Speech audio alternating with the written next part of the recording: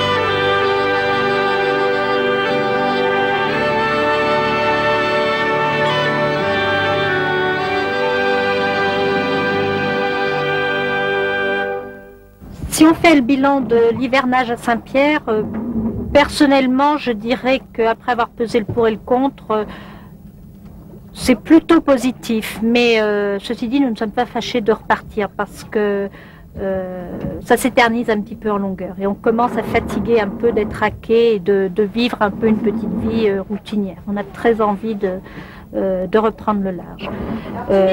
Je pense que ça a été positif pour les enfants de se repositionner à l'école, de retrouver le contact avec des amis donc sur un temps relativement long, donc sur toute une année scolaire, puisqu'ils n'avaient pas eu ça l'année d'avant. Ils avaient eu des amis mais qu'on quittait quand on changeait de port, de mouillage.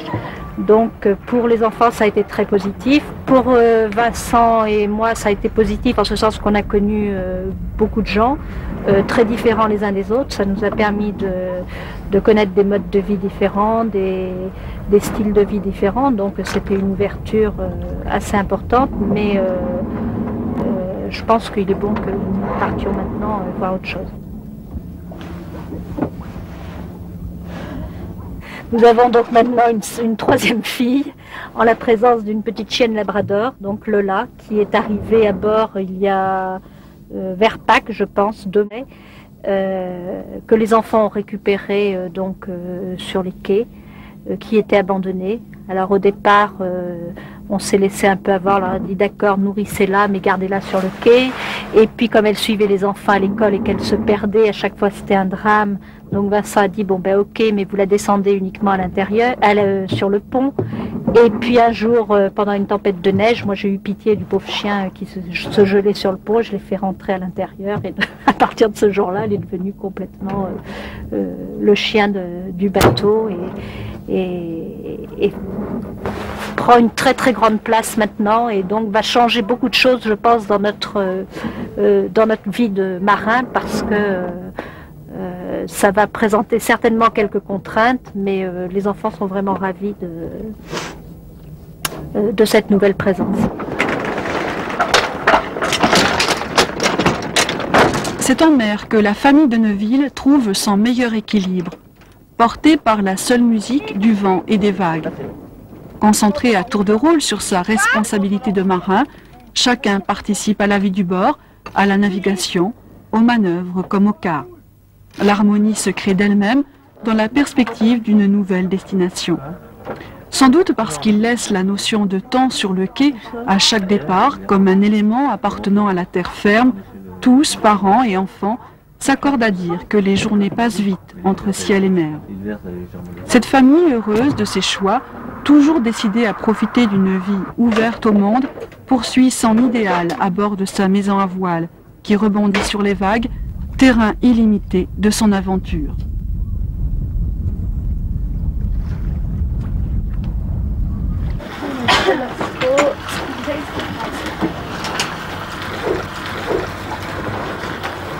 Le grand projet, c'est le Groenland pour cet été.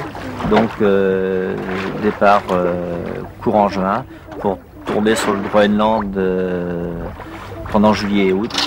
Pourquoi le Groenland? Parce que c'est les terres du Nord, les icebergs, rencontrer les Inuits et tout ça, ça a toujours été quelque chose qui nous a fait rêver. On a des amis qui ont été se promener là-bas. On garde un souvenir extraordinaire. Donc on veut au moins essayer de voir un jour qu'est-ce que c'est tout. Je pense que cette vie est très enrichissante pour les enfants parce que sinon, il est certain, c'est toujours un peu la question qu'on se pose. Est-ce qu'on a raison ou pas d'emmener des enfants dans une telle vie qui n'est pas la vie de tout le monde? Si on le fait, c'est qu'on pense que c'est pour eux c'est un plus en ce sens qu'ils voient beaucoup de choses différentes et qu'ils peuvent se rendre compte qu'il n'y a pas qu'une seule façon de penser, une seule façon de vivre, une seule façon de voir le monde. Ils ont vu les enfants au Cap-Vert dans une pauvreté qui nous paraît inadmissible en Europe, mais qui pourtant allaient voir étaient très heureux. Ils ont vu les petits Américains gros et gras et mangeant leur hot dog et leur glace. Ils ont vu donc des tas de choses très différentes. Bon, la vie à Saint-Pierre aussi très différente, la liberté des enfants à Saint-Pierre par rapport à la vie qu'ils menaient à Nantes où ils étaient beaucoup plus dans notre giron parce que bon, ben, il n'y avait pas la sécurité qui existe à Saint-Pierre. Donc je crois que pour eux c'est certainement très enrichissant. Ceci dit, on le verra vraiment quand ils seront devenus des adultes et on verra bon, ben, s'ils ont... ce qu'on essaye de leur donner, c'est une autonomie, de les rendre le plus autonomes possible et, et puis de leur donner envie d'aller au bout, d'avoir un idéal et d'aller jusqu'au bout. Et on essaye de leur donner un petit peu cet exemple-là. L'histoire dira si on a été suivi ou pas.